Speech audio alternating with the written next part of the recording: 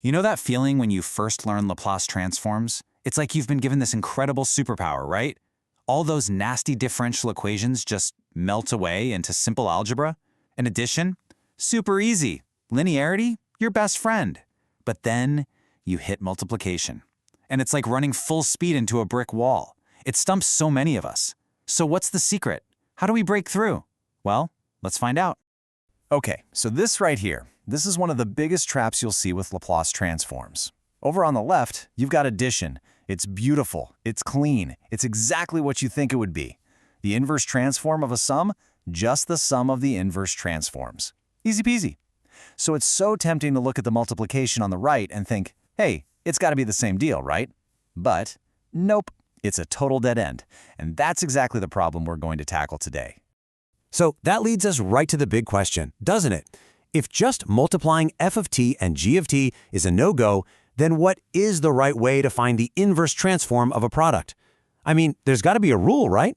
And finding it, well, that's the key that's going to unlock a whole new set of problems for us. All right, let's treat this like a little puzzle. The answer to our puzzle is a really special operation. It's called the convolution. So what in the world is a convolution? Let's get into it. Okay, don't let the symbols intimidate you. This right here, the convolution integral, is the heart of the whole thing. That little asterisk means convolve. And what does it mean? Well, it's this definite integral from 0 to t. Now let's look inside. You've got one function, g of tau, pretty straightforward. But look at the other one, f. It's evaluated at t minus tau, so what's happening there is the function is being flipped and then shifted. We multiply those two together and then integrate.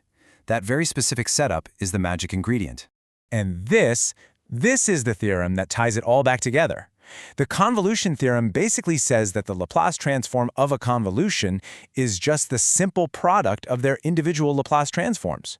It's the bridge we've been looking for. It means we can finally work backwards. So when you see a product, f of s times g of s, you know, without a doubt, that its inverse transform has to be the convolution of f of t and g of t. Yeah, I know, that integral can look a bit intense. So let's try to get a more intuitive feel for it. There's a really great visual way to think about what's actually happening here. So to picture this, imagine you've got your two functions, f and g, drawn out. The very first thing we do is pick one of them, let's say f, and we literally flip it. We reflect it across the vertical axis. That's the minus tau part of the f of t minus tau term. Then we take that flipped function and we slide it across the other one. For any given time, t, the value of the convolution is the area of the overlap between the two functions. So as you slide one function along, that overlapping area changes. And that's what traces out your new convolved function. It's this cool flip and slide motion. All right, that's enough theory for now. Let's get our hands dirty and actually do one. We're going to calculate a convolution straight from that integral definition. We'll start with something nice and simple. Let's convolve the constant function 1 with the function t. Here's the game plan. Step 1, set up the integral. Step 2, solve the integral. And step 3, this is the fun part, we'll double-check our answer using the Laplace theorem to make sure it all works out. And boom, there's our result, 1/2 t squared. But let's check it just for fun. The Laplace transform of 1 is 1 over s. The transform of t is 1 over s squared. Multiply them together, you get 1 over s cubed. And what's the inverse transform of that? You got it, 1/2 t squared. It works perfectly. The theorem holds up. Okay, now for a more realistic problem. You know, the kind you'd actually see on an exam. This is where convolution stops being just a cool idea and becomes a totally essential tool. Our problem is to find the inverse Laplace transform of 1 over the quantity s squared plus 1 squared. Now, go ahead, check your tables. You probably won't find this one. And partial fractions? Yeah, that's not going to work either. This is a classic setup where you have to see it as a product. So here's how we attack it. First, we split that denominator. We see it as 1 over s squared plus 1 times, well, itself. Then we find the inverse transform of that simpler piece. And we know that one, right? It's just sine of t. So our whole problem boils down to convolving sine of t with sine of t. All that's left is to set up the integral and grind it out.